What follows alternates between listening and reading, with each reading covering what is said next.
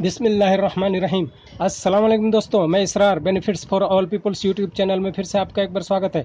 दोस्तों आज वीडियो लाया हूँ, कई व्यूवर का कमेंट आता है कि रेगुलेटर हटा करके डायरेक्ट कैसे चलाएं और रेगुलेटर को कैसे चेक करें। मान लीजिए रेगुलेटर लगा हुआ है और रेगुलेटर आपका ख़राब हो गया है, तो दोस्तों सबसे पहले हम बात करते हैं कि देखिए ये मोटर की, ये देखिए ये मोटर की दो तार हो गई मेन वाली, और ये लीड की जो हम प्लग में इंसर्ट करते हैं वो लीड की ये दो तार हो गई, और ये रेगुलेटर की दो तार हो गई। यहाँ देखिए रेगुलेटर की दो तार हो गई। तो अगर हमें रेगुलेटर से जोड़ना है तो रेगुलेटर में ये वाली देखिए ये मेन वाली तार, इसकी ये लीड की जो मेन वाली तार है रेड कलर वाली, रेड से रेड इसमें जोड़ देंगे, और फिर ये न्यूट्रल में यहाँ जोड़ी हुई है। ये देखिए इसको न्यूट्रल में, इसकी न्यूट्रल और इसकी न्यूट्रल दोनों को आपस में ये जोड़ी हुई है।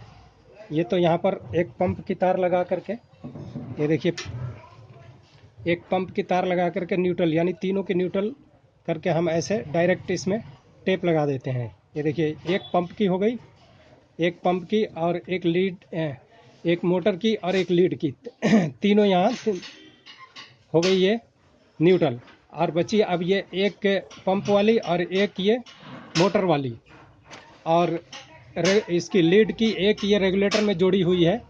तो अब रेगुलेटर में ये लीड की देखिए मेन करंट रेगुलेटर में गया, और रेगुलेटर से इसमें से जैसे हम यहाँ कम और तेज़ करेंगे, कम और तेज़ करेंगे तो यहाँ पर करंट आ जाएगा, और यहाँ से करंट फिर हो करके ये आपकी मोटर वाली है, देखिए मोटर वाली तार में ये चली जाएगी।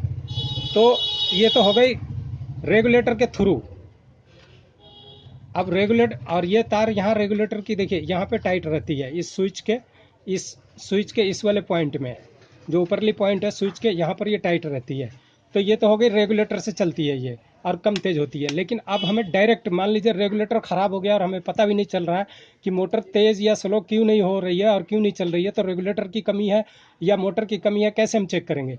तो हम इसको डायरेक्ट चला करके देखेंगे। डायरेक्ट कैसे करेंगे? ये देखिए रेगुलेटर में से इस तार को निकाल देंगे। ये मोटर वाली जो ये मोटर वाली देखिए ये मोटर वाली तार है, इसको रेगुलेटर में से हम निकाल देंगे। यहाँ से भी खोल देंगे, ये स्विच की इस पॉइंट से खोल देंगे, और ये अलग कर लिया, अलग कर लिया।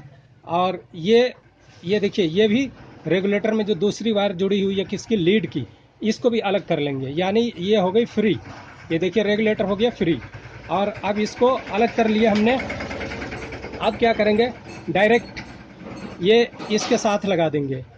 ये जो लीड की वायर है इसको इसमें डायरेक्ट जोड़ देंगे, ऐसे ऐसे डायरेक्ट जोड़ेंगे। और फिर इस प्लग को, ये देखिए ये प्लग को, इस प्लग को हम यहाँ बोर्ड में लगाएंगे। तो अब देखिए बोर्ड में लगाते ही ये डायरेक्ट चल पड़ेगी। अभी दिखाता हूँ मैं आपको। ये देखिए बोर्ड में लगाया, ये देखिए बोर्ड में लगाया, ये देखिए मोटर चलने लगी। अब ये डायरेक्ट फुल स्पीड में चलेगी। ये देखिए ये फुल स्पीड में, ये फुल स्पीड में चल रही है। अब ये हमें पता लग गया हमारा रेगुलेटर ख़राब है या नहीं। अगर इस हालत में भी ये मोटर स्लो चलती है या कुछ देर चलने के बाद में रुक जाती है, तो हम फिर कंडेंसर को, यहाँ बैक साइड से कंडेंसर को चेक करेंगे कि उसमें तो फॉल्ट नहीं है, मोटर में फॉल्ट नहीं है। तो इस तरह से हम मोटर की फॉल्ट को पता लगा सकते हैं। इसी तरह पंप के भी, अगर मान लीजिए पंप की स्विच ख़राब है तो पंप की भी दोनों तारों को इसके, ये देखिए डायरेक्ट इसके साथ जोड़ देंगे। ये जैसे लीड है, ये लीड की दोनों तार आई है, तो इसमें लाल में लाल और ब्लैक में ब्लैक जोड़ देंगे, तो डायरेक्ट ये चल जाएगी, और हमारा पंप का पता लग जाएगा कि पंप चालू है या ख़राब है। तो इस तरह से हम इसको रेगुलेटर को अलग कर सकते हैं, और डायरेक्ट करके हम इसको चेक कर सकते हैं।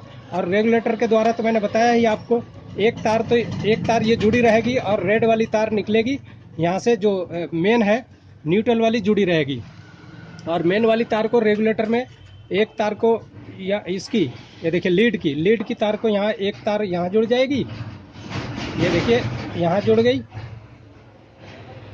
ये जोड़ दिया। और दूसरी वायर, ये देखिए रेगुलेटर की दूसरी वायर यहाँ जुड़ी हुई है। अब देखिए ये तीनों अलग अलग हो गई। अब ये हमारा रेगुलेटर के थ्रू हो गया। अब देखिए इसको भी मैं चला के दिखाता हूँ। ये प्लग मैंने लगा दिया, यहाँ पे प्लग को इंसर्ट कर दिया और ये चालू कर दिया। अब देखिए ये यहाँ पर ये बंद है। अब जैसे ही हम इसको ऑन करेंगे, देखिए थोड़ा सा मैंने रखा है तो देखिए अब हल्की स्पीड में चल रही है। देखिए मोटर हल्की स्पीड में चल रही है। अब तेज़ करते हैं तो तेज़ होगी, ये देखिए तेज़ करेंगे तो तेज़ होगी। अब देखिए ये हमने तेज़ कर दिया, ये देखिए फुल चलने लगी। अब इसी तरह ये कम भी होगी, ये देखिए ये कम कर रहे हैं तो कम हो रही है, देखिए आवाज़ कम हो गई। तो इस तरह से ये रेगुलेटर के थ्रू आप लगा के चेक कर सकते हैं और रेगुलेटर हटा करके डायरेक्ट चेक कर सकते हैं। जैसे कई बार ऐसा होता है, रेगुलेटर ख़राब होने का क्या वजह होता है, मैं पहले ये स्विच को निकाल दूं प्लग को निकाल दूं, ये निकाल दिया ताकि करंट ना लग जाए। बहुत ध्यान से दोस्तों काम करना पड़ता है।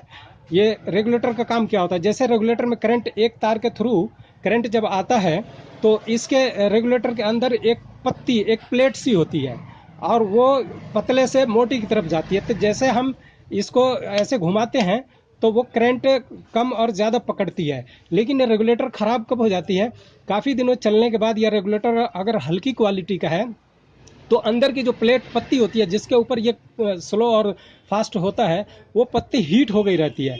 और जो इसमें कनेक्ट करने का काम करता है, जो एक नीडल सा होता है जो कनेक्ट करने का काम करता है, तो जहाँ पे पत्ती हीट होकर टेढ़ी हो जाती है तो वहाँ पे नीडल छोड़ देता है, वहाँ पे टच नहीं करता है। तो वहाँ पे जा कर के मोटर करंट छोड़ देती है। जब करंट छोड़ देती है तो वहाँ पे वो स्लो होने लग जाता है या बंद होने लग जाती है कई बार। और आप कंडेंसर बार बार बदलते रहते हैं, कहते हैं कि कंडेंसर भी बदल दिया लेकिन फिर भी ये ठीक नहीं हो रही है। तो दोस्तों यही कारण होता है कि कंडेंसर तो आपका ठीक होता है, लेकिन ये रेगुलेटर की पत्ती चूंकि कहीं पर टेढ़ी या कहीं पर हीट हो गई रहती है, रेगुलेटर अंदर से थोड़ा सा ख़राब रहता है तो कहीं करंट पकड़ लेता है, कहीं करंट छोड़ देता है। तो इसकी वजह से ये आपको बिल्कुल ये बीमारी जल्दी हर एक आदमी को समझ में नहीं आती है कि रेगुलेटर की तरफ उसका ध्यान भी नहीं जाता है और बार बार वो कंडेंसर चेंज करता है। तो दोस्तों वो कंडेंसर की बीमारी नहीं होती है और रेगुलेटर की बीमारी होती है। तो इसलिए आप इससे बेस्ट तरीका यही है कि रेगुलेटर का कनेक्शन आप यहाँ से हटा दें और हटा करके डायरेक्ट चेक कर लें। अगर डायरेक्ट मोटर आपकी ठीक चल रही है तो फ़ौरन रेगुलेटर को चेंज कर दें, अच्छी क्वालिटी का लगा दें। तो यह है दोस्तों जो व्यूअरों का कमेंट आया था कि 2 तारों वाली मोटर में इसको रेगुलेटर को कैसे जोड़ें, तो उनका भी सवालों का जवाब मिल गया कि ऐसे जोड़ेंगे। और जिनका वैसे इससे पहले भी मैंने वीडियो बना रखा है 2 तारों वाली मोटर पर कैसे रेगुलेटर लगाएंगे। और जिनका कमेंट था कि रेगुलेटर से हटा करके और कैसे हम डायरेक्ट चला करके कैसे चेक करें, तो उनका भी सवाल का ये जवाब मिल गया। दोस्तों ये वीडियो कैसा लगा, अगर अच्छा लगा तो इसे लाइक करें, शेयर करें, सब्सक्राइब करें। फिर मिलते हैं अगले वीडियो में, तब तक के लिए धन्यवाद। आप अपना ख्याल रखें।